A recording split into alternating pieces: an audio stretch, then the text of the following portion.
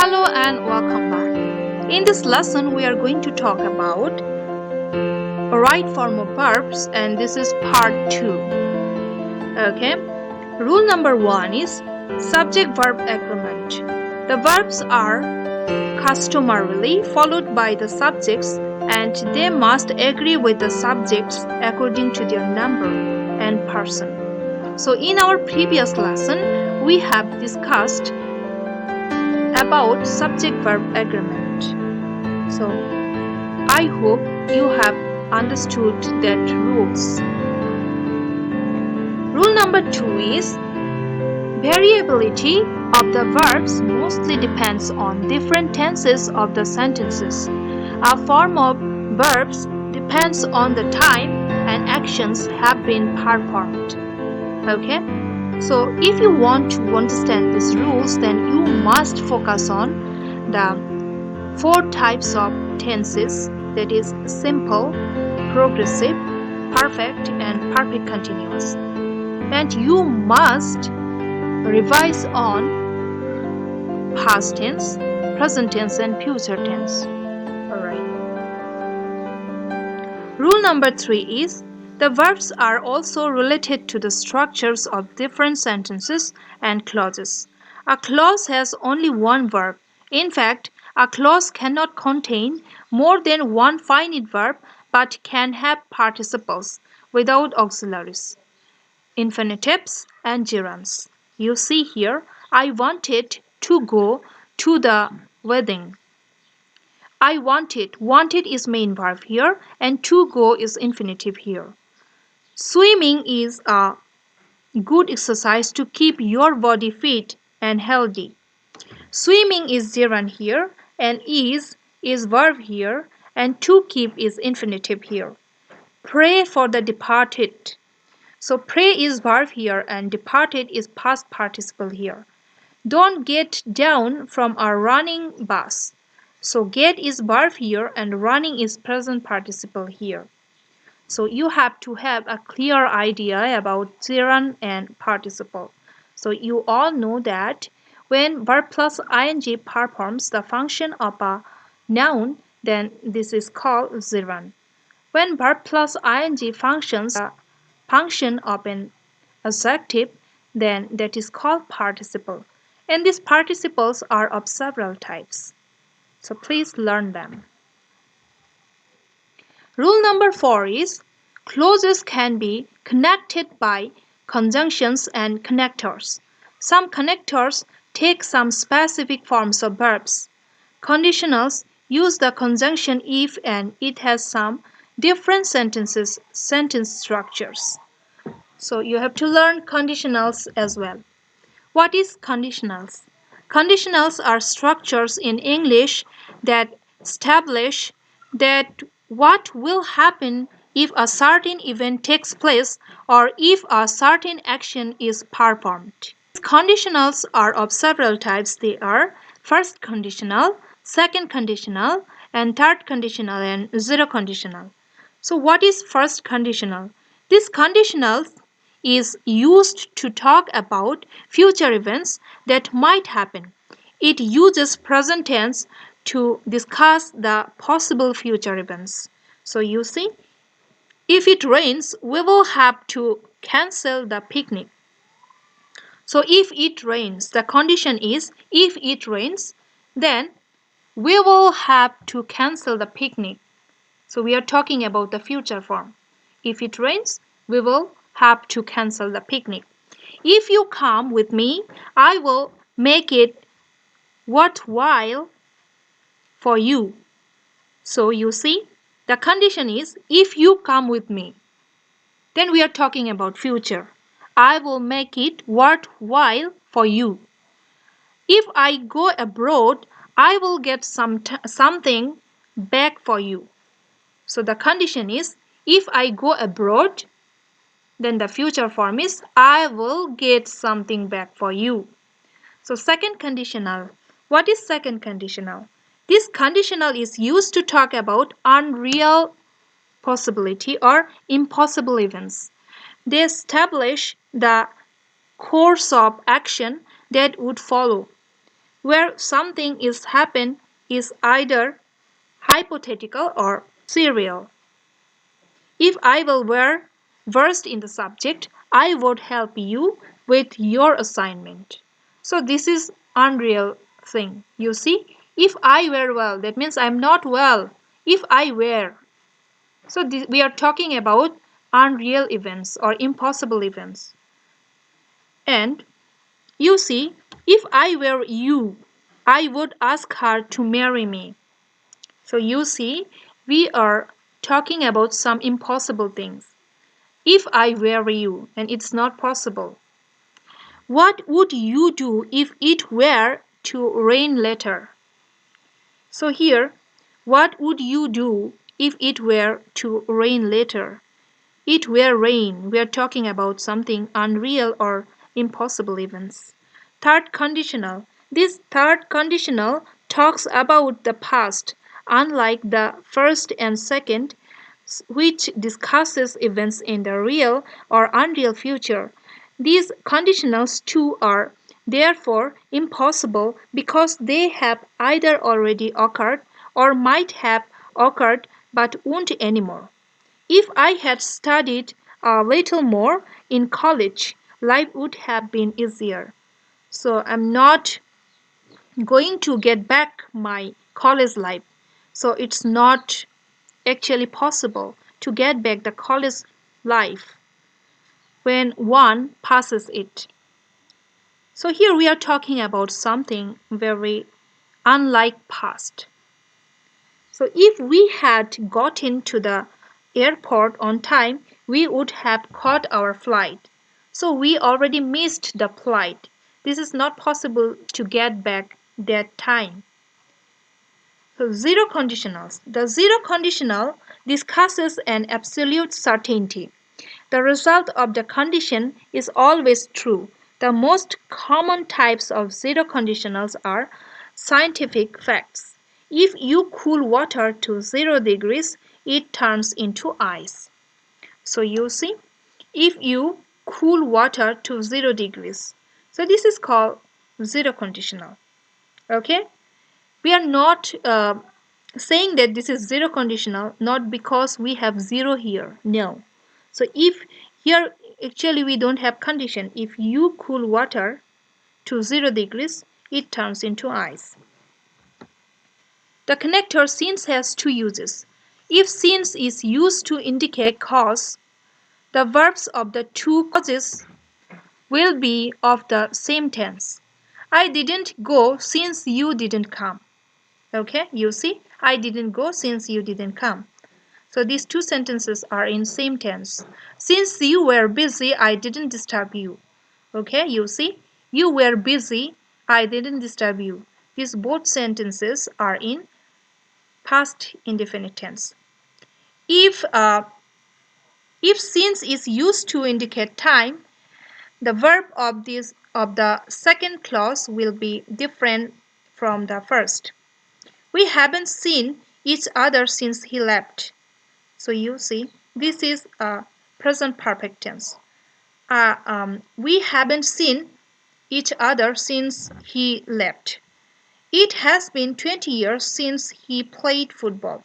20 years passed since we had met. I could not sleep well for a single night since you had left me. Rule number 6 is no sooner had, hardly had, scarcely had, etc. are the adverbials that require a past perfect tense and a past indefinite tense for the sentence. For example, no sooner had I reached home than she left. Scarcely had the police reached when the man died. Hardly had I finished writing before the teacher ordered to stop writing. Rule number 7 is coordinating conjunctions like and, but, or, yet, so, and although, though, as, because, till or until, when, whenever, as soon as, while, which, what, that, etc. connect two clauses with which have the verbs of the same tense. You see? We went to London when we were young. We went to London when we were young. I got up and he left the room. As soon as I came here, he greeted me. I could not go there because I was sick. So all these sentences are similar in tense. All these sentences are similar in tense, you see. I went to London when we were young. So these two sentences are in past indefinite tense. Rule number 8 is as conjunctions after and before are used to connect two clauses which are past perfect tense and past simple. The past perfect tense always comes with a clause of simple past tense. Okay? So here you have to again revise the rules of tenses, rules of past perfect tense. Alright? Rule number 9. The conjunction lest requires a modal should in the following clause regardless of the tense of the first clause. Run faster lest you should miss the bus. So run faster lest. When you have lest, you have to use should here and you must use should. Run faster lest you should miss the bus. And you see, he will work hard lest he should. Should is important. Get fired. He worked hard lest he should get fired. Rule number 11 is modals always take the base form of the verbs after them. Okay? Already I have talked about modals.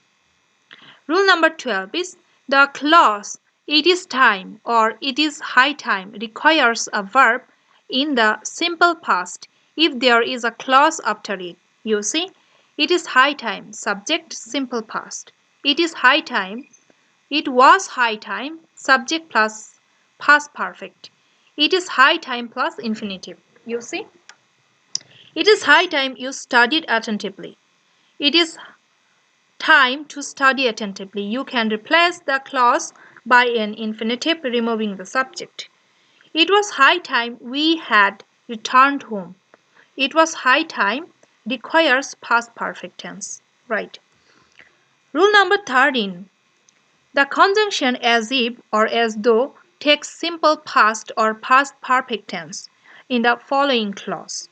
Subject plus present perfect plus as if or as though plus subject and past simple tense. Subject plus simple past as if or as though subject plus past perfect. You see, Robert talks as if he were the prince. Where is the only be verb in this kind of sentence. Okay, you have to use where only. You can't use was. Okay, Lethan played as though he had seen the ball very clearly. I slept as if I had been dead. He behaves as if he were her husband. Rule number 4 is prepositions, articles, and possessives are always followed by nouns or gerund from the verbs. For example, he is keep on moving to California. I am thinking about doing the job. Alex insisted on going out then. Rule number 15. To is the only preposition that takes the base form of the verb. However, there are some phrases with to being at the end of them, which requires the gerund form of the verbs, with a view to, look forward to, being accustomed to, being used to, admit to, confused to. For example, he went there with a view to confessing his crimes. I am looking forward to meeting the princess. I was used to sleeping at this hour of the day. He confessed to stealing that phone. Rule number 16. To be, being, having, getting, etc. are generally followed by the past participle form of the verbs and other adjectives. Being tired, he looked some time off from work. He became astonished, being robbed in the daylight. John went to Bazaar having eaten a burger. He wanted to be educated. Rule number 17. The causative verbs always take the next verb in its base form. Okay? So you have to see the uses of causative verbs. Have, get, make, help, let. So get takes the next verb as infinitives or past participles. He had him wash the dishes. He makes me do all the work. He got me to make his dinner. I got the glass broken. Let him help her finish the assignment. Rule 18. The base form of the verb is also used in the clauses that use the subjective mood. Some certain verbs plus the conjunction that requires the next clause to use the subjunctive mood, and the clause uses the base form of the verb in it. The verbs are advise, demand, prepare, require, ask, insist, propose, stipulate, command, recommend, suggest, decree, order, request, urge, move. So structure. Subject plus the verbs of the above box and that subject base form. You see, he insisted that I study at home. The office requires that we complete our work timely. She commanded that he stop making excuses for being late. I recommended that you wake up early. So you have a note here. There are some clauses also which require the verb of the next clause to be in base form. You see, it is or was plus past participle form of the verb of the above box and that. It is or it was urgent plus that. It is or it was necessary plus that. It is or it was important plus that. It is important that you invite him. It was necessary that I make a fence. I was recommended that you meet the principal. Rule number 19. Since a single clause cannot take two verbs, it usually converts the additional verbs to complement by making them initiatives or participles or gerunds. Some verbs always take the additional verbs as a complement by making them infinitives. Verbs followed by the infinitives. You see here you have a list of verbs. He agreed to do the job. He desires to go to Disneyland. I want to work with you. He failed to understand my words. Okay? Verbs followed by the gerunds. You see, you have a chart here. He admitted doing the crime. We enjoyed riding the boat. I can't help loving you despite your stupidity. Would you mind opening the door for me? Okay, that's all for today. Thanks to you all. Take care. Stay home. Stay safe.